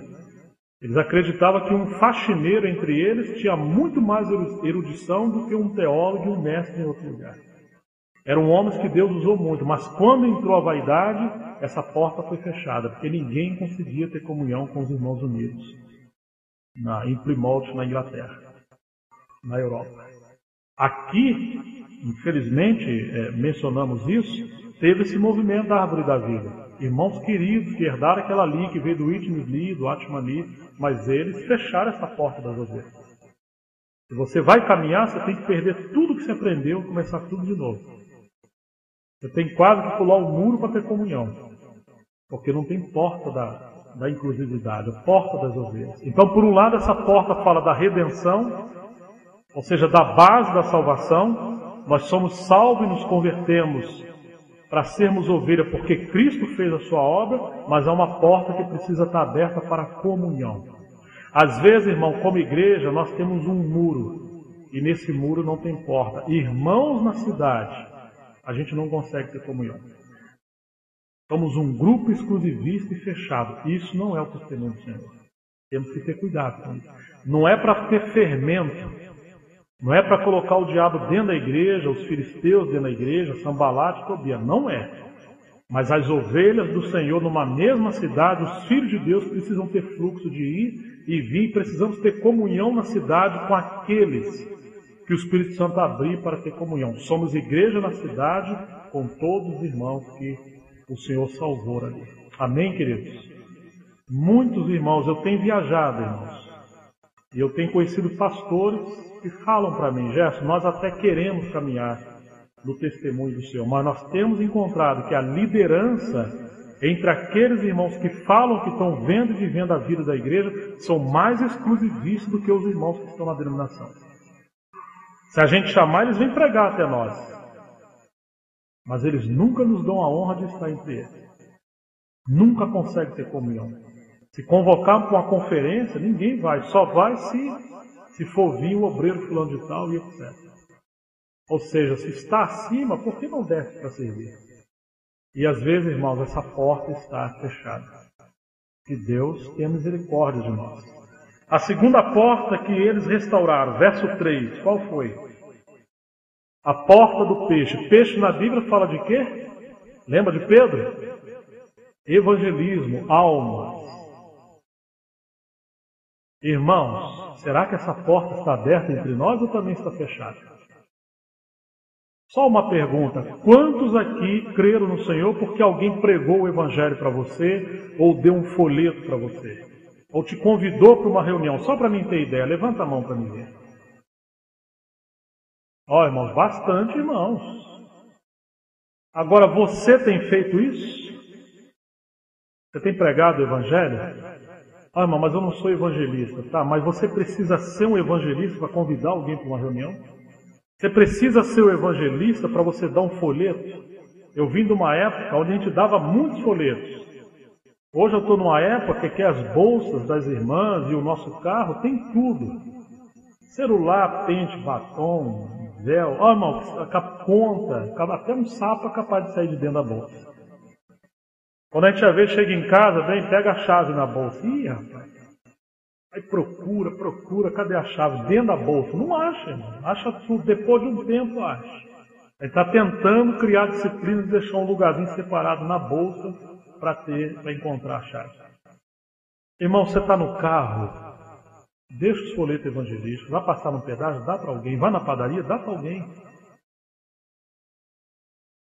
Porta do peixe. Tem um texto no livro de Atos. Sabe como é que começou a igreja em Atos? Você acha que foi Pedro em Antioquia? Não foi Pedro, não foi Paulo, não foi grande apóstolo que pregou. Diz as Escrituras, no capítulo 11 de Atos, que os judeus que foram dispersos chegaram até Antioquia, mas eles não quiseram falar a palavra de Deus aos gentios. Aí havia alguns cristãos que eram de Chipre, de outras cidades dos gentios, e eles falaram a palavra. Irmãos simples, não eram obreiros. E diz a palavra que quando eles falaram acerca do nome do Senhor, a mão do Senhor estava sobre eles e muita gente creu ali. Não precisamos ser evangelistas, só precisamos amar as pessoas. Quando se fala a palavra, a mão do Senhor está sobre nós. O evangelista ganha multidão, ganha muitas pessoas, várias pessoas. Mas o livro de Provérbios fala assim: aquele que ganha alma, sábio é. Irmãos, precisamos ter um propósito. Senhor, ensina-nos a pescar. Você tem aquela pescaria de Pedro junto com os outros, mas quando foram perguntar a Pedro, o seu mestre paga imposto? Ele falou, não. Complicou para o Senhor, né? Ele falou, Pedro, quem que deve? E aí você lembra da história, né? E o Senhor falou para Pedro, vai lá pescar. Mas mandou Pedro ir sozinho com o anzol. E o primeiro peixe que ele pegou tinha provisão. Essa é uma pescaria individual, não coletiva. Nós precisamos aprender a pescar coletivamente, ou seja, a igreja ter contexto para a evangelização, eventos para a evangelização, mobilizar os jovens para a evangelização, convidarmos irmãos para pregar o evangelho, se nós não temos esse encargo, mas conhecemos irmãos que têm. Quantas vezes estamos trancados, é só reunião de porta fechada, irmão. Se uma alma estiver passando, nem entra. Não temos uma reunião da palavra de evangelização. Me lembro quando eu li o Atmani, que é um livreto chamado Testemunho Cristão. Ele dava cerca de 3.000 folhetos, creio que por dia. Porque ele pegava os jovens, fazia cartaz, placa, camiseta, e eles invadiam o bairro dando folheto e convidando as pessoas que teriam uma reunião à noite na praça pública ou na rua. E o povo vinha. Então alguém se levantava e pregava o evangelho. Não é uma reunião da ceia, nem de ensino, nada. Era para a pregação do evangelho. O Mi era um mestre na palavra e um profeta. Mas ele aprendeu a pescar. E ele aprendeu a levar a igreja a pescar. Então, irmãos, mesmo que, é claro que temos que ter a direção do Senhor em cada cidade. Isso não é uma coisa mecânica. Mas eu penso que em muitos lugares essa porta do peixe está fechada. Não temos misericórdia das pessoas. Tem gente que mora no lugar há 10 anos, o vizinho não sabe que ele é cristão. Ele vai na padaria todo dia, ele compra, paga, bom dia. Quanto que foi o jogo mesmo? Vasco, tal, ia, terremoto, fala de tudo. Nunca deu um folheto. Precisamos corrigir isso, irmão. Vocês concordam comigo? Orar, Senhor, eu não sei pregar o evangelho. Não sei ganhar alma, eu nem consigo falar. Não é o meu dom. Mas me ensina a amar, a ter compaixão, visitar um doente. Irmão, tem cadeias, tem hospitais, tem gente que está morrendo no hospital. Precisamos de uma palavra. Eu sou um ex-drogado, envolvido com muitas coisas que não convém entrar agora, que um dia, apesar do Senhor ter se revelado para mim, teve pessoas que deram a vida por mim. Pregaram o evangelho para mim. Então que o Senhor tenha compaixão. E eu sei de muitos que estão aqui, que são fruto de alguém que amou. E não era evangelista, não. Eram pessoas que simplesmente se dispuseram a pregar o evangelho e a dar. Às vezes não temos muros, há uma bagunça. Não tem ordem. E às vezes temos muro, mas não tem porta. Lembra aquela casa que os homens subiram no telhado, tiraram o telhado para descer o paralítico lá de cima? Às vezes o senhor tem que fazer assim, tem que mandar alguém quase que para a queda, porque não tem porta na casa, a pessoa não consegue entrar, né? Então a segunda porta dos muros, das muralhas, é a porta do peixe. A terceira está no verso 5. Está no verso 5 não, está no verso 6, mas nós vamos ler o 5, porque diz a Escritura, ao lado destes repararam os tecoítas, verso 5. Os seus nobres, porém, não se sujeitaram ao serviço do seu Senhor. Muito bom ter um lugar com ar-condicionado, ouvir uma boa palavra, os nobres, né? Mas arregaçar a manga para ajudar os pobres, pregar o Evangelho, estamos no verso 5, capítulo 3, verso 5. Às vezes os mais nobres, os mais velhos e as pessoas que têm mais bens têm dificuldade de servir. Neemias 3,5 e agora Neemias 3,6. O verso 6, repararam a porta velha. É velha, mas tem que reparar. Se você quiser anotar, Jeremias 6,16 fala de voltar às veredas antigas. E eu penso, irmãos, que isso aqui está falando da palavra de Deus que foi perdida. Está falando da velha cruz. Está falando de todo o conselho de Deus, de todo o depósito de Deus. Hoje nós estamos num tempo que as pessoas não lêem a Bíblia, não estudam a Bíblia, e muito menos se aprofundam naquelas verdades que são verdades absolutas de Deus. Cuidado com o aspecto contemporâneo, com a teologia contemporânea. Temos que voltar à porta velha. Se vós permanecerdes o que ouvirdes desde o princípio, disse o apóstolo João, também permanecereis no Pai e no Filho. O que desde mas aquilo é velho, não é velho, é a palavra de Deus que é sempre presente. Voltar à porta velha, precisamos estudar a palavra e voltar todo o conselho de Deus, a palavra da verdade. No verso 10 temos uma coisa interessante. Ao seu lado reparou Gedaías, filho de Harumaf, e ele reparou o muro aonde? De fronte da sua casa. Está vendo? Como que nós restauramos os muros da casa do Senhor? Ou da cidade do Senhor? Cada um restaurando isso diante da sua casa. Quantos irmãos querem fazer tantas coisas em outros lugares, exortar pessoas, mas como que está a nossa casa? Às vezes nossa casa não tem muralha, e o inimigo entra ali. Nós somos uma cidade, mas o inimigo quer encontrar brechas. Então, de frente da nossa casa, começa com a sua casa primeiro. Volte para a sua casa. Tem irmãos que conseguem falar muito bem aos outros, mas não consegue conversar com a esposa, não consegue reunir com os filhos, não consegue ter comunhão. Conseguimos ver televisão, mas não conseguimos ter encargo diante do Senhor dentro da nossa casa.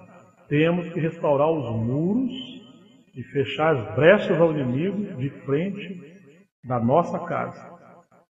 O 12 fala assim: ao lado dele reparou Salum, filho de Aloés, maioral da outra meia parte de Jerusalém. Ele e quem mais? De frente da sua casa. Então nós temos o verso 13, a próxima porta, a porta do vale. Irmãos, o vale na Bíblia fala de quebrantamento. Fala da aplicação da cruz. Fala daquele nível que o Senhor precisa nos levar a passar para que essa palavra da porta velha nos conduza à vida. Ainda que eu ande pelo vale da sombra da morte. Mas quem que guiou isso? O Senhor é o meu pastor, nada me faltará. E às vezes não vai faltar vale. O vale vai vir, é o vale do despojamento, do quebrantamento. Então precisamos voltar à palavra do quebrantamento, da cruz. Aí o verso 14, temos a porta do monturo. O que é o monturo, irmãos? É que quando nós temos a cruz, vamos voltar, temos a porta das ovelhas, e aí temos que ter a porta do peixe. Quando você lê o livro de Atos, as pessoas se convertiam e imediatamente faziam o quê? Testemunhavam do Evangelho. Hoje a pessoa se converte, fica cheia do Espírito Santo. Mas olha para nós, os mais velhos, todo mundo sentadinho, ninguém prega o Evangelho, aí vai matando o Espírito, né? Ele tem vontade de falar, mas...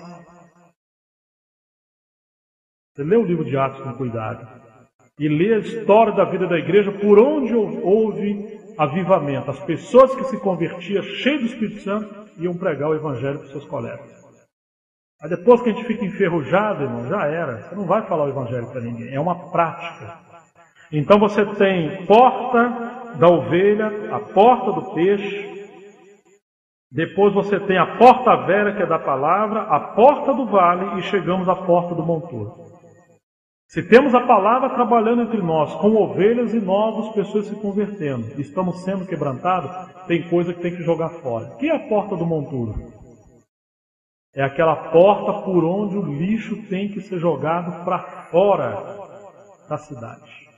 Às vezes nós temos problemas entre nós que não são tratados nunca. Ô irmão, vamos orar. Sim, vamos orar, mas nesse caso, nós temos que sentar e corrigir.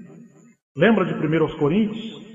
Paulo fala que tinha um varão cometendo aquela situação com a mãe, com a madrasta, e não tinha porta do monturo em Corinto. O lixo estava dentro da cidade, o pecado estava dentro da cidade. Então, irmãos, a porta do monturo trata os problemas, joga fora. Não é para ficar ali ruminando, voltando ao assunto. Não, tratou, está tratado. Mas tem que ter uma porta do monturo, a disciplina do Senhor entre nós. Depois nós temos o verso 15. Aí sim, temos a porta da fonte. Qual é a fonte? Em Zacarias 4, verso 6, não precisa abrir, mas se você quiser anotar, porque é o tempo da restauração de Esdras e Neemias. Então o Senhor, usando Zacarias, fala assim: não por força, nem por violência, mas pelo... Quem que lembra o resto? Meu Espírito. Essa é a porta da fonte. Qual é a fonte que jorra o poder, a vida, a sabedoria, as intervenções, o serviço, a comunhão? Senão o Espírito Santo. Então precisamos voltar ao Espírito Santo. É claro que temos a ressurreição, que é também a fonte, mas quando o Senhor ascendeu, foi aos céus e de lá derramou ou abriu a porta da fonte. Aquela porta se abriu de tal maneira que o Senhor derramou o Espírito Santo como torrentes de água entre nós, porque a porta que estava fechada se abriu. Irmão, será que essa porta do Espírito entre nós está fechada ou está aberta? Será que nós dependemos do Espírito Santo ou nós somos práticos demais e sabemos fazer as coisas? Precisamos voltar ao ministério do Espírito Santo. Depois, verso 26, temos a porta das águas. E essas águas falam da palavra viva. Você tem a porta velha, que é a palavra total de Deus. Mas quando tem quebrantamento, disciplina, e dependemos do Espírito Santo, então teremos o rema, teremos a palavra profética. Teremos as águas da palavra viva de Deus. O livro de Efésios diz que o Senhor purificaria a sua igreja com águas vivas. A água da palavra viva para apresentar a igreja a si mesma. E ali é o rema no grego. Então são essas águas da palavra. Às vezes falta a palavra entre nós, porque essas portas estão fechadas. Depois, no 28, temos a porta dos cavalos. Aí sim fala de batalha espiritual. Está lá no final, está vendo? Pega o livro de Efésios, capítulo 6, verso 10, Paulo fala assim: finalmente, fortalecei-vos no Senhor e na força do seu poder, porque a nossa luta não é contra a carne e o sangue. Então você tem batalha espiritual. Finalmente, depois que todas essas portas estão sendo restauradas, finalmente. Como que vai entrar em batalha espiritual ou falar de batalha espiritual se não conhece a porta velha? Tem muita batalha hoje que anula a cruz. Não é Cristo que venceu. Tem gente que fala muito mais do inimigo do que do Senhor. Há muitas coisas. Tem pessoas que estão batalhando espiritualmente, mas a porta do monturo está fechada, está cheia de problemas. E a palavra fala: não deis lugar ao diabo. Tem que ter a porta do monturo, tem que tratar com o pecado.